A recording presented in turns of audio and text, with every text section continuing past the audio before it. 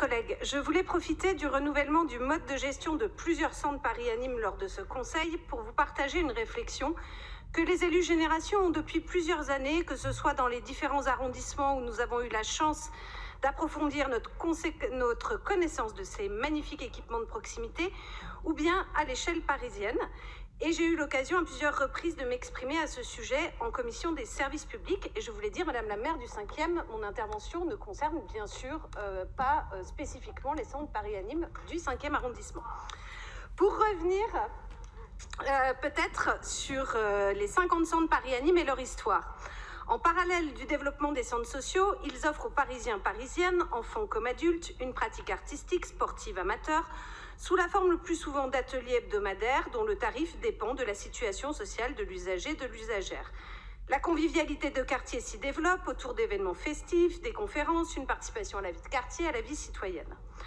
Quand la sous-direction de la jeunesse s'est créée en 2001, qui est fruit de notre volonté de mener une politique jeunesse ambitieuse, ils ont fait du coup partie du réseau d'accueil informel d'accompagnement de projets pour les adolescents, les adolescentes, les jeunes adultes, aux côtés des espaces jeunes, des associations, des centres sociaux. Ils sont essentiels, notamment en quartier populaire, pour soutenir le service public municipal de la jeunesse. Ce sont donc des lieux hybrides, puisque toutes les générations s'y côtoient, puisqu'on peut le fréquenter ponctuellement ou toutes les semaines, puisqu'une variété d'usages s'y développe. Ce sont des lieux aussi où s'est réinventée et où se réinvente l'éducation populaire à Paris. Ce sont des magnifiques équipements publics de proximité, dans notre ville où nous manquons cruellement d'espace, du fait de la spéculation foncière pour des activités non lucratives, mais qui génèrent un lien social essentiel, notamment dans le fait d'habiter ensemble. Comme équipement de proximité, le ou la maire d'arrondissement ainsi que le conseil d'arrondissement sont consultés sur le mode de gestion et c'est bien normal dans ce mandat de la territorialisation.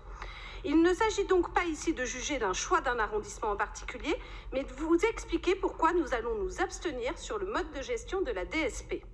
Pendant la crise sanitaire, les centres Paris Anime ont fermé pendant le confinement, puis ont réouvert leurs portes partiellement, en fonction de la nature des activités, des jauges, des possibilités données par les différentes réglementations.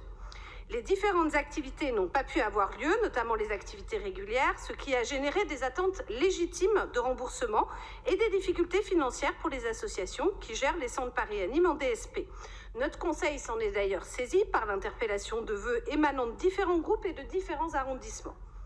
Le modèle économique sous-tendu par la DSP fait reposer le risque sur l'association gestionnaire. Le risque est flagrant en période de crise, mais il existe aussi quand chaque association établit sa programmation.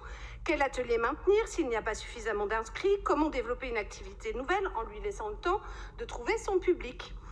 De plus, les centres Paris Anime sont fréquentés majoritairement par des Parisiens et des Parisiennes qui résident dans sa proximité.